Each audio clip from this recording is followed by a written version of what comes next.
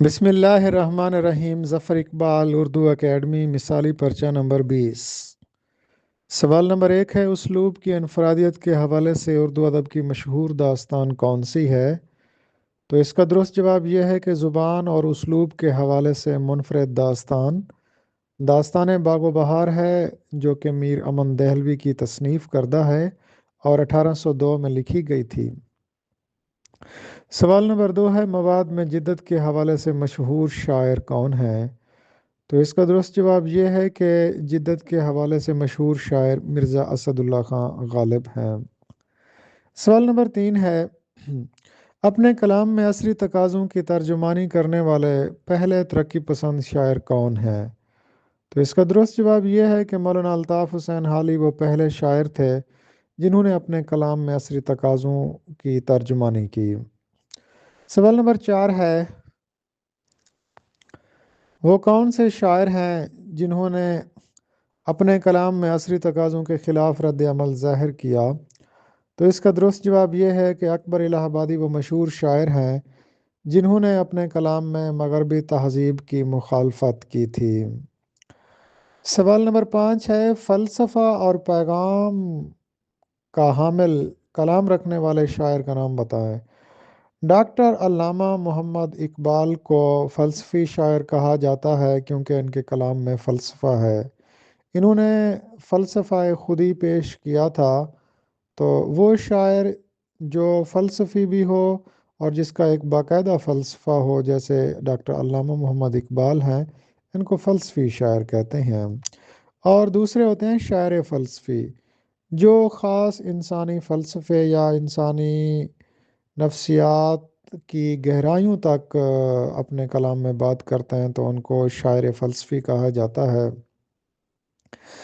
سوال نمبر 6 ہے، اردو کا پہلا جنسی افسانہ کون سا ہے؟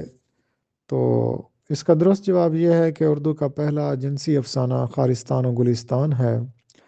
سوال نمبر 7 ہے، خارستان و گلستان کے مصنف کون ہے؟ خارستان و گلستان کے مصنف سجاد حیدر یلدرم ہیں۔ سوال نمبر 8 ہے، رسالہ سویرا کا دورانیہ کیا تھا؟ یہ 2 ماہی رسالہ تھا۔ رسالہ سویرا کا اجرا کب ہوا؟ 1946 میں ہوا تھا۔ رسالہ سویرا کس تحریک کا نمائندہ تھا؟ ترقی پسند تحریک کا نمائندہ تھا۔ سر سید احمد خان کو سر کا خطاب کب ملا؟ 1888 میں۔ ماہنامہ نقوش کس نے جاری کیا تھا؟ محمد طفیل نے۔ ماہنامہ نقوش کا اجرا کب ہوا تھا؟ مارچ 1948 میں۔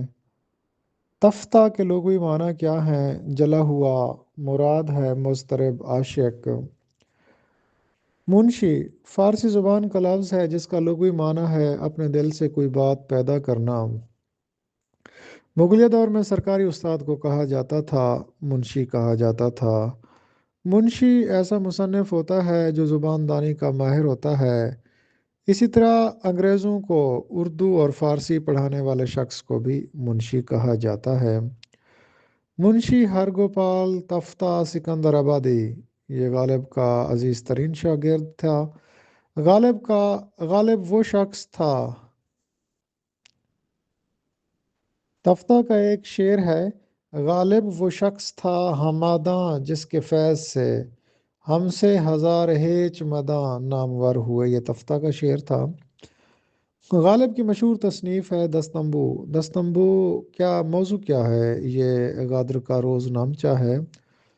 حالی اور سرزمین حالی یہ ایک مشہور کتاب ہے، کس نے لکھی ہے؟ کشمیری لال ذاکر نے لکھی ہے۔ کیس جنگل میں اکیلا ہے مجھے جانے دو، خوب گزرے گی جو مل بیٹھیں گے دیوانے دو۔ یہ غالب کے شاگرد میاں داد خان سیاح کا شعر ہے۔ حالی کا تصنیف کردہ واحد ناول کون سا ہے؟ مجالس النساء۔ مجالس النساء پر الطاف حسین حالی کو 400 روپے انعام کس نے دیا تھا؟ ویسرائے ہند نے دیا تھا۔ منشی ہرگوپال تفتہ کا دور حیات کیا ہے؟ 1800 سے 1879 ہے۔ میاں داد خان سیاح کا دور حیات کیا ہے؟ 1907 سے 1830 سے 1907 ہے۔ گارساں دتاسی کا تعلق تھا فرانس سے۔ برباد گلستان کرنے کو بس ایک ہی الو کافی تھا، ہر شاخ پہ الو بیٹھا ہے، انجام گلستان کیا ہوگا؟ شوق بہرچی کا یہ شعر ہے۔ باد سرسر کا مطلب ہوتا ہے تیز آندھی اور گرم ہوا۔ ہائیکو جاپانی لفظ ہے۔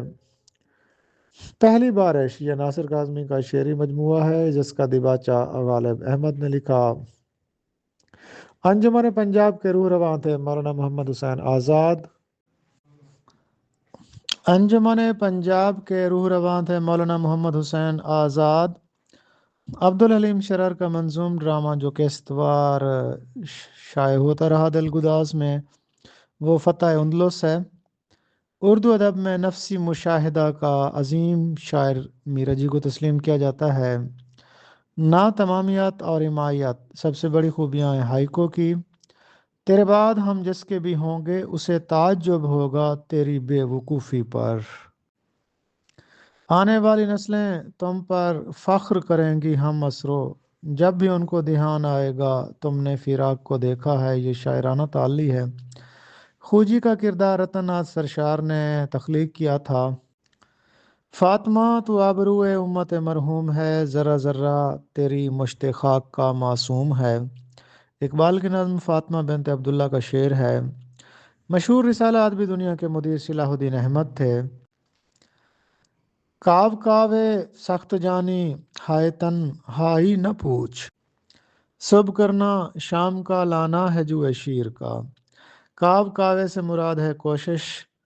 اقبال کی نظموں میں فلسفیانہ شعور کا آغاز 1905 سے 1908 کے درمیان شروع ہوا۔ قلم اور کتاب میز پر رکھی ہیں۔ قلم اور کتابیں میز پر رکھی ہیں۔ نثر کا ارتقاء وجہی سے لے کر کس نثر نگار تک ہے، مولوی عبدالحق تک۔ نصف صدی دو چار قواعد کی روح سے اس میں ظرف زماں ہیں۔ اقبال اکادمی 1951 میں قائم کی گئی۔ نو طرز مرصع کا فارسی سے اردو میں ترجمہ قصہ چہار درویش کے نام سے کیا گیا۔ مزاحیہ رسالہ شگوفہ حیدرآباد سے نکلتا ہے۔ شعر سے اشعار جمع مکسر ہیں۔